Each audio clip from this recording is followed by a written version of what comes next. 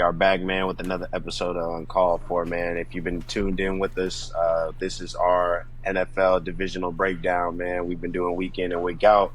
This week, we have a good one, man. This NFL season is back in action, man. Preseason rolling. We got a lot of teams playing tonight and over this weekend. First of all, I got to ask, fellas, how y'all feeling about preseason kicking off? How y'all feel about the training camps and about y'all teams and what y'all seen so far? A lot of injuries, dog. A lot of injuries, but you can expect that shit with the NFL training camp. Honestly, it sucks seeing them notifications about ACLs and shit like that. Niners got hit with the injury bug already, so hopefully these motherfuckers can make it to the season with half their roster. Shit. Yeah, that has been tough for y'all. They said y'all lead the NFL in preseason injuries or something like that. We've been like top 5 the last like 3-4 years, bro. I know we were number 1 in injuries last year. I don't know. Kyle got to look at that training staff and see what's going on, bro, because that's too consistent for us right now. It's that Santa Clara, man. Everyone too used to being pampered out here. It's that field. It's exciting though, man. Football's back. Shoot, I think some high school games are kicking off this weekend in some states, so. Not just NFL training camps, but it's back, man. Oh, yeah. Man, it's a good feeling, brothers. It's almost like Christmas in a way. Almost like Christmas. No, for real. Man. But let's get this rolling, man. Let's get this rolling. So, we have 2 divisions we're going to break down today. We're going to touch on the AFC and the NFC. It's kind of funny because these divisions will be playing each other during this season. So, I guess, man, let's kick it off with the NFC first. We're going to touch on the NFC South. A lot of good things happening over there. A lot of promise in that division, man. So we're going to kick it off with the NFC South. So what we do, man, just for the fans or the viewers that aren't used to it, we're just going to give our breakdowns, and then we're going to tell you why we think those teams should be ranked where they are ranked.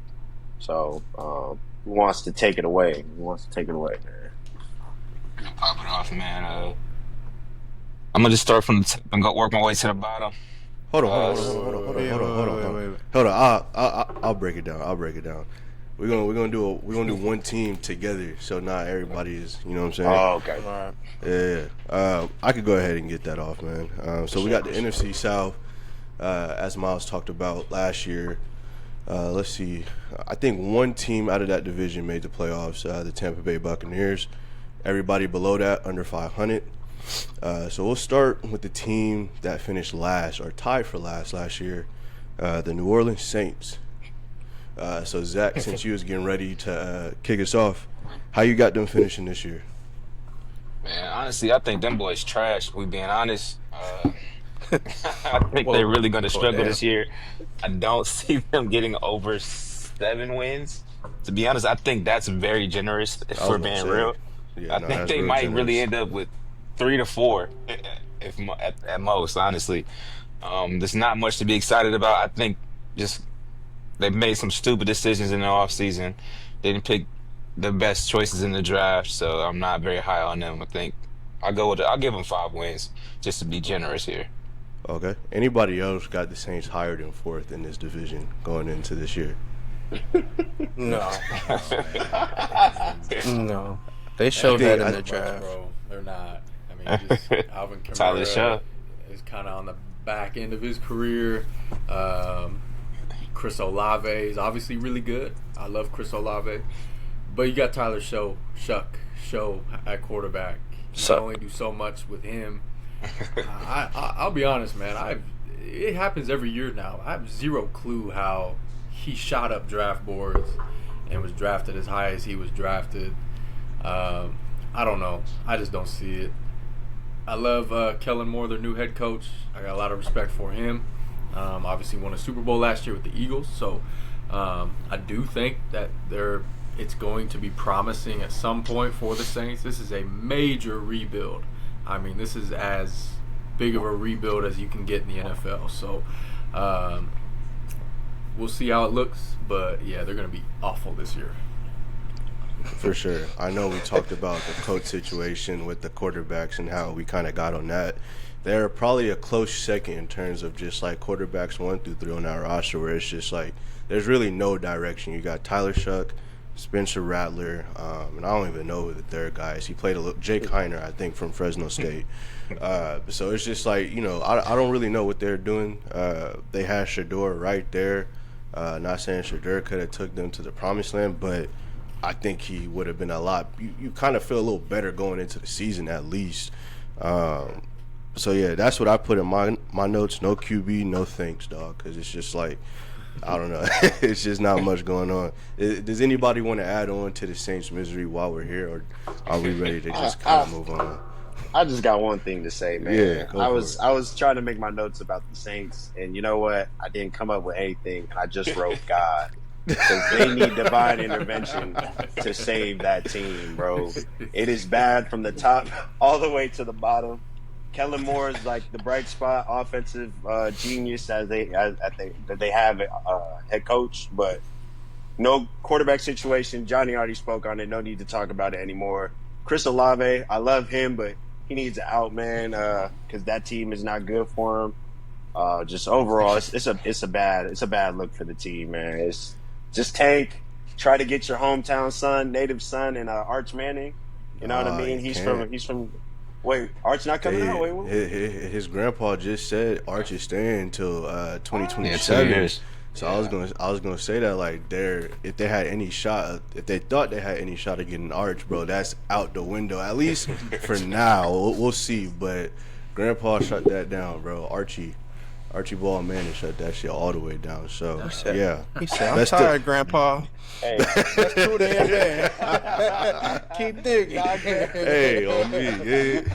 All right, man. So we'll just go on to the next team, man. Good luck to the Saints. Tied for last in that same division last year was the Carolina Panthers. Obviously, there was a little bit of confusion as to where they were heading with the quarterback. They drafted Bryce Young, number 1, a couple years ago. Up until late last season, it really wasn't panning out. He got his shot to come back into the starting lineup as a starting quarterback last year. Showed some flashes, enough for them to kind of move forward and build around him in the draft.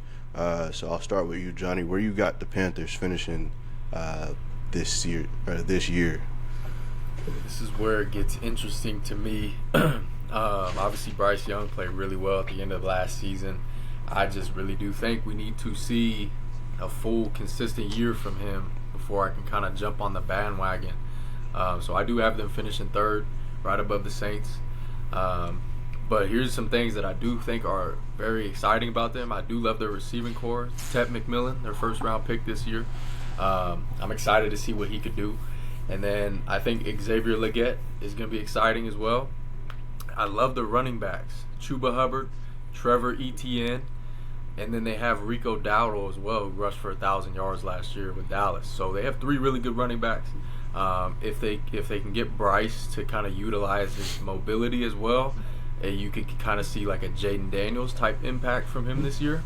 But I still have to see it on a consistent stretch. They didn't beat a team. I don't believe they beat a team that had a winning record last year. So yes, he played well down the stretch, but against good competition, he didn't play up to par. So I still got to see a lot more from the Panthers, man, and Bryce Young specifically. I'm not jumping on the bandwagon just yet. So got you. Scoob, how you feeling about the Panthers going into this year? Pretty much the same thing as Johnny said. I think they got the pieces. I think they got their foundation, but it's just not enough, and their defense is not going to hold up enough. I think Bryce Young and T-Mac and the Eggs are going to do a good job, but it's just not enough. So I got them finishing third as well. Okay. Miles, are you on the third in the division bandwagon as well? I got family in Carolina, man, so this is tough. But man, I can't. They know what's up. That team is just not good. I got them at 3. I think they have a bright spot. I like Jimmy Horn out of Colorado, man, that they got in the draft. I think he's pretty solid. But there's a lot of areas they need to improve on, so I can't really put them higher than 3. Okay. Zach, you feeling the same way? I think I'm the only one different here, but I'm not far off from you guys. It's just the fact that I think that the Falcons and the Panthers are going to be so close record-wise. I have them with 1 win over at 10-7, and the Falcons are going 9-8. So it's not too far off, but I think that now that Bryce Young has got his feet wet, he has some good solid weapons on his team now in that receiving room. I think they made some great offseason moves. I like what I've seen from Mac and Jimmy Horn Jr. I think they're going to hold it down. I think that we're going to see a breakout year for Bryce Young. So I have faith in Carolina to come in number 2. Yo, and I ain't gonna lie, that's where I got him. Neck and neck with the Falcons. I think I give the edge to Carolina's defense in that race. I do like what they did offensively. I mentioned it a couple weeks ago. Bryce Young was actually my breakout player. And the big reason for that is the weapons that he has around him. Mentioning Hunter Renfrow, who's back from his little hiatus. I think that's a great vet receiver to have when he had his little stint with the Raiders.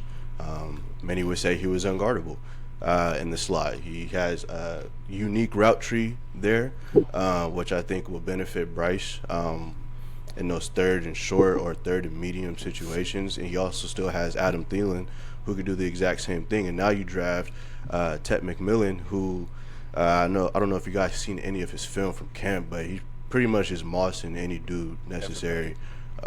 Which I think you need that type of guy on your team. And then, as Zach mentioned, you got Jimmy Horn Jr., who we've seen his counterpart, LaJohntay Webster, just make an impact immediately first game. And he was better than LaJohntay, in my opinion. So I expect that same type of impact on special teams from Jimmy, but he will get his shine in the slot at receiver with them. Xavier Legette, I'm still in between about. Had a lot of drops, which was his problem back in college. Kind of bit him in the ass this year going into his rookie year. Hopefully he can bounce back because that's an explosive addition to add to that team. So, and then Johnny mentioned the 2 running back system. I love it. You have a 1A, 1B. So I got high expectations. My expectations ride on Bryce still having a huge leap. Obviously, if that does not happen, then this team will very much be fighting for the 4th spot in that division. So moving on, the team that finished second last year, I believe the Atlanta Falcons. Obviously, we know they made a huge change in quarterback late last year, inserting the rookie Michael Pennix over Kirk Cousins, who is still on that roster, which is surprising. Miles, how do you see that playing out for the Falcons this year? With Kirk and Penix, I think there's no confusion. I feel like there was definitely conversation behind closed doors, like, hey, this is what it is. Penix is our guy. We're going to stick with him. Kirk, you're going to play the veteran role. We paid you a lot of money, so just sit here on the bench and just be happy with what you're doing. And if we need you, we'll bring you up. So, I think Atlanta's great at that number 2 spot, man, because offensively they were, I think, passing they were top 10, top 15. Rushing they were top 10, top 15. So they have all the aspects there to be a great team. With Bijan, I know I said that wrong because I just seen a video earlier of him saying his name. Bijan. But Bijan, you got Drake London, you got Darnell Mooney, guys who could go deep on that offense. And then just a young Penix, man. I think what they're trying to do is build around him, put plays in there to kind of unlock his game and what we've seen at Washington. But what really interests me about this team is more so the defense, how they went defensive heavy, because last year they were not a good defensive team at all. Drafting guys like Jalen Walker and James Pierce, edge rushers and linebackers who could basically just be that enforcer that they needed on the defensive end. So this team hasn't made the playoffs since 2016. Since this team I got on, man, put them away. And since then, they haven't gotten right since. So maybe this year might be their year to get back on track. But I think they still have some things to prove on the field. Okay. I got a question for the group before I move on to the next person. Obviously, Michael Pennix, I wouldn't say it's his rookie year, but essentially it will be if he plays a full season. This is kind of his first taste of a 17-game season. I know we mentioned it last week with J.J. McCarthy.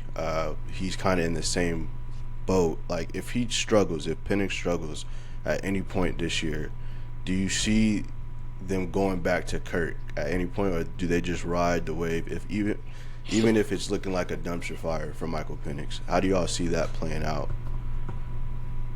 You drafted him. You traded up to get him. Why? Yeah. But then you also gave Kirk a lot of guaranteed money too, and I feel like in that situation, you can't just let. I don't know how much it is. What was it, like 80 mil guaranteed or something? You can't just let that rot on the bench if your essentially rookie quarterback is out there struggling early. But like, I'm all for letting rookies go through their struggles, but you gotta get your money's worth from Kirk if you're gonna have him on that roster. That's how I'm seeing it. It's a very unique situation they're in because we are all kind of surprised that they pay Kirk anyways, knowing that they're gonna probably draft a quarterback going into that draft. So I think if Michael kind of does slip up a little bit, he may have to look over his shoulder to see Kirk warming up and coming in for him. But I don't know. Hopefully that doesn't happen because I like Michael Pennix. But Zach, how you feel the Falcons have finished this year?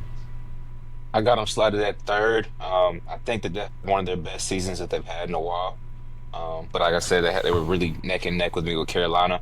I had them at 9-8 with their ceiling. The reason why I have them at 9-8 and not higher is just it's not facts based, but I spent a lot of time in Atlanta and they're just a choke artist of a team. If you ask me, they never really finished well.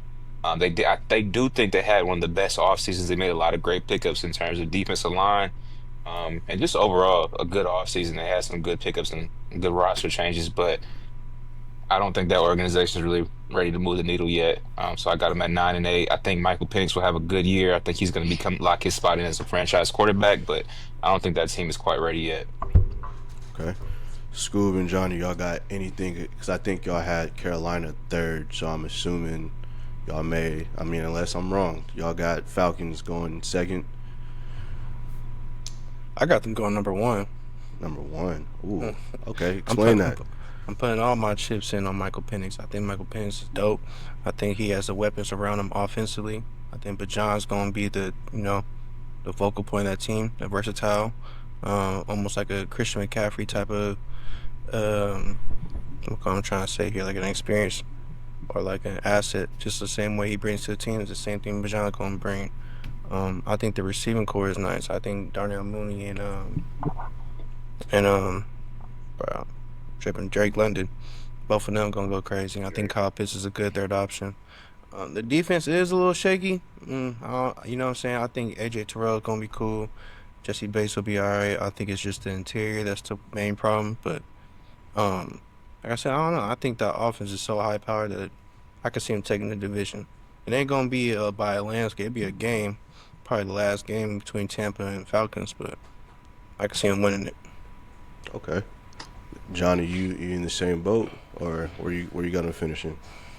Honestly, this was like the hardest determination of coming up with a winner for a division I think we've had so far. Just because I think they're so even with the Buccaneers, but I'm going to go ahead and put them second, very close. And to me, it's just I want to see Penix play a full season. Obviously, I talked about it the other day how he had, he's got 2 ACL injuries in his career. There's so much unknown. I think his ability there's such a high ceiling, and there's also a really low floor for him. So it could go one of two ways. I do love his supporting cast. So we got Bijan Robinson. If Kyle Pitts can figure it out, that would be a great asset for that offense. Drake London, obviously, is hopefully coming to his own. He just had his first 1,000-yard season, finally.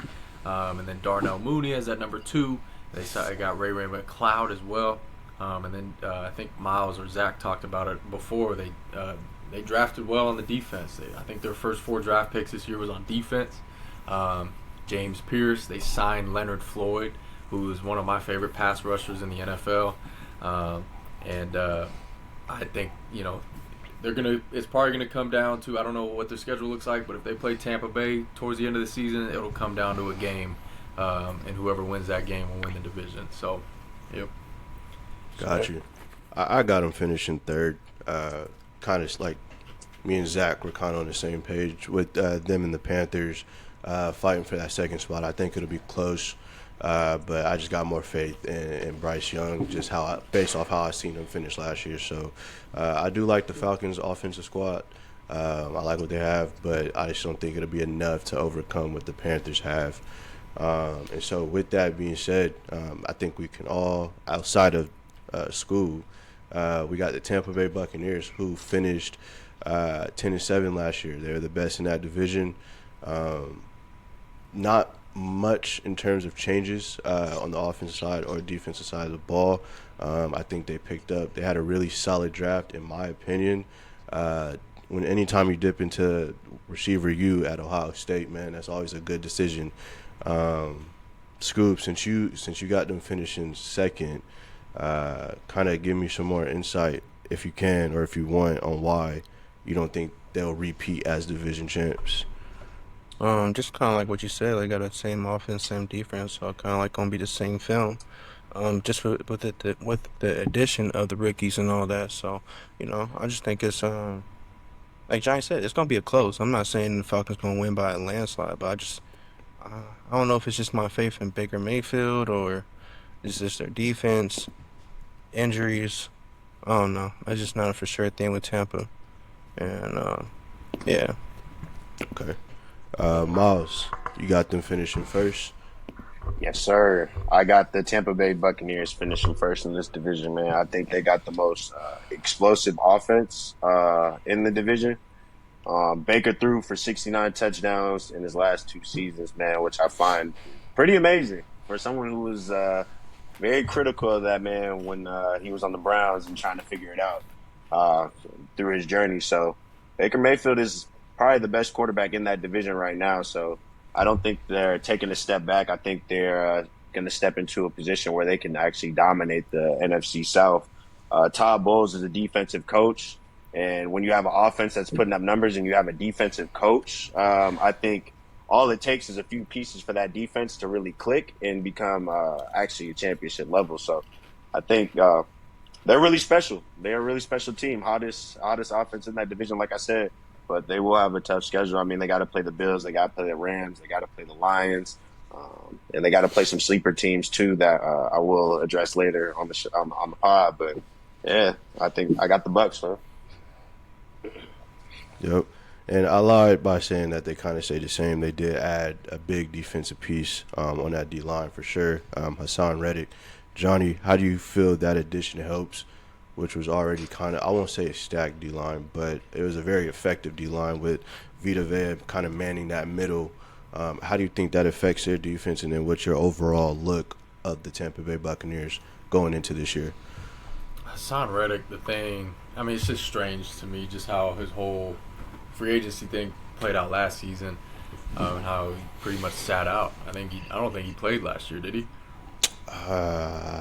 Shit, that's a good question. I'm not sure because he got traded to the Jets, right? Whatever. Right. Yeah, whatever happened was just strange to me. I thought he was a really good piece coming up in his career. He was drafted by Arizona. He had a really good young career. I don't know what he's going to look like, but I do trust the coach, Todd Bowles. If anybody's going to get it out of him, it's going to be Todd Bowles. So. And that ultimately became my choice as to why I think Bucs are going to win this division, is because they have the best coach and quarterback combination in this division. Bowles being one of the best defensive coaches in football, and then you got Baker Mayfield, who is the best quarterback in this division. So to me, that's kind of what put it over the top. I love Bucky Irving, their running back. He's explosive. And then I like Rachaad White too. I think Rachaad White's going to find a really good role for him behind Bucky Irving, and it's going to be a really good 1-2 punch. And then you have probably one of the top 5 receiver combos in the league with Mike Evans, and then hopefully how Chris Godwin becomes healthy. Those 2 guys, and then you throw Emeka Egbuka into that. And then Cade Otton, there's their tight end too. So they can really be explosive this year. They can really be explosive. So I love the coach. I love the quarterback. And I got them winning the division. Yep. You think Emeka's going to start the slot? He'll be 3. You sure? Because Chris Godwin broke his leg.